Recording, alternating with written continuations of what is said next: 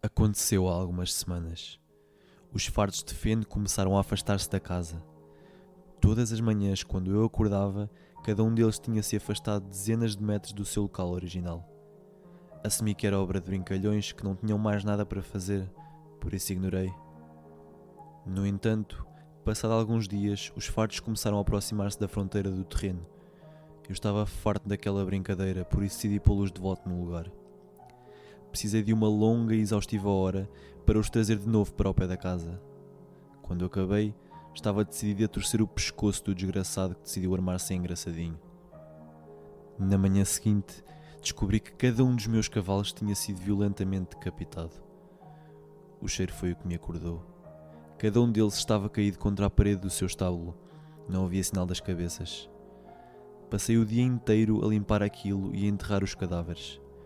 Foi só quando acabei que reparei que os fardos estavam todos de volta à posição do dia anterior, espalhados por todo o terreno.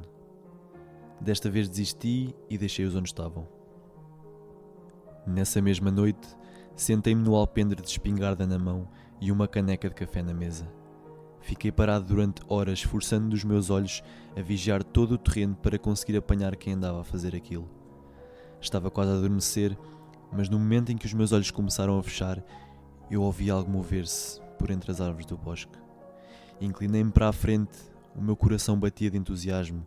Eu ia finalmente apanhar o desgraçado e ter a minha vingança. Foi apenas quando aquela coisa se aproximou o suficiente para eu poder distinguir uma forma naquele escuro penetrante que eu paralisei. Aquilo que se arrastou para o meu terreno não pareceu reparar em mim ali sentado. A aberração rastejava, corcunda e hesitante, pelo campo, com a postura de um ladrão silencioso. Se não fosse pelo facto de que tinha mais do que 3 metros de altura, mesmo na sua posição agachada, podia até parecer frágil. Os finos braços e pernas e o seu peito emaciado fizeram-me lembrar um animal esfomeado. Apesar disso, aquela coisa era irrefutavelmente forte, e eu observava enquanto aquilo içava facilmente cada fardo de feno com os seus braços, e os metia cuidadosamente cada vez mais longe, dando apenas algumas passadas para percorrer a distância entre cada um. Por vezes endireitava-se para olhar para as posições dos outros fardos no terreno, para depois ajustar ligeiramente aquele que estava a mover no momento. Antes de se ir embora, olhou em direção à casa. Eu senti os seus olhos passar por mim na escuridão, mas se me viu ou não, não consigo dizer. Depois virou silenciosamente e arrastou-se para o sítio de onde veio, desaparecendo na escuridão do bosque. Demorei 1 hora a ganhar coragem para me mover novamente. Entrei em casa passado um bocado. Não dormi nada nessa noite. Apenas me atrevi a sair do alpendre para o terreno quando o sol nasceu. Os fardos de feno estavam onde a coisa os deixou. Estranhamente, não os moveu para tão longe como nos dias anteriores. Enquanto observava, reparei que os fardos pareciam formar uma espécie de linha. Ao caminhar à volta da casa, eu vi o círculo por eles formado, estando eu no seu centro. No início, eu pensava que os fardos estavam a ser movidos aleatoriamente, mas agora conseguia perceber que estavam a ser movidos para formar uma fronteira. Estava a enviar-me uma mensagem. Nessa noite, o pouco que dormi foi porque cedi à exaustão. Na manhã seguinte, os fardos não se tinham movido de todo. De facto, não se moveram o resto da semana. Eles estavam finalmente onde a coisa os queria. Eu dei por mim aflito a tentar interpretar o seu significado. Porque é que aquela coisa tinha gasto tanta energia a mover os fardos e me tinha ameaçado por interferir na sua missão? Matar os meus cavalos foi apenas isso, uma ameaça. Sinceramente, uma ameaça inteligente. A coisa sabia o que me ia assustar e sabia que eu ia perceber as consequências de desafiar a sua autoridade. Fui atingido por um pequeno ataque de entusiasmo quando numa manhã o som de um automóvel percorreu a estrada em direção ao meu terreno. Eu tinha planeado abandonar o campo desde que vi a coisa, mas não esperava fugir a pé sem que aquilo me desse o mesmo tratamento que deu aos meus cavalos. Mas se eu conseguisse entrar no carro, eu podia ser capaz de escapar. Eu não sabia nem queria saber quem era. Decidi que no momento em que parassem o carro, eu ia entrar no banco do passageiro e dizer ao condutor para pôr pé a fundo e tirar-nos dali. Eu não tive essa chance. O carro percorreu lentamente a estrada, desviando-se das irregularidades do terreno. Eu sinalizei silenciosamente para que se despachasse. Foi quando passou por 2 fardos posicionados em cada lado da estrada que eu ouvi um barulho crescer vindo do bosque.